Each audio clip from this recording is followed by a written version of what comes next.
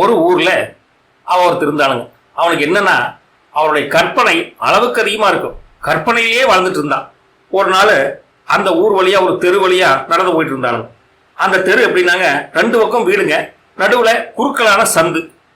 போறப்போ அவனுக்கு திடீர்னு ஒரு கற்பனை வந்தது. ஐயோ, நம்ம போன வழியில நமக்கு எடுத்த மாதிரி யானை வந்துச்சுன்னா நம்ம எப்படி தப்பிக்கிறது அப்படின்னு யோசனை பண்ணான். உடனே அவனுக்கு ஒரு வழி கிடைச்சது.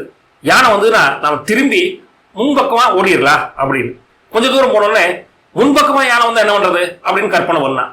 பின்பக்கமா ஓடிட வேண்டியதா அப்படின்னு அவன் மூளை சொல்லுச்சு. அப்படியே ஜாலியா நடந்து போயிட்டு இருக்கிறப்போ, ஐயோ, முன்னாடி 2 பக்கமும் ஒவ்வொரு யானை வந்தாலும் எப்படி தப்பிக்கிறது அப்படின்னு கற்பனையும் நினைச்சிட்டு இருந்தான். அவனுக்கு வழியே தெரியல. நாம் சாக வேண்டியதான், வேற வழியே இல்லை அப்படின்னு.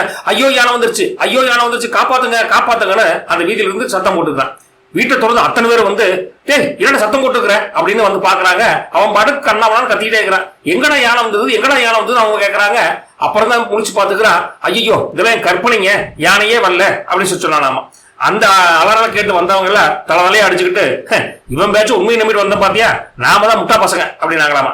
எப்பவுமே ஒண்ணுமே இல்லாத ஓவரா கற்பனை பண்ணி நாம அலப்பறை பண்ணோம்னா நம்ம ஊரு கேவலமா பேசு. அதனால கற்பனைங்கிறது லெவலா தான் வச்சுக்கணும் அப்படின்னு பெரியவங்க சொல்லுவாங்க. போயிட்டு வரட்டுங்களா? நன்றி, வணக்கம்.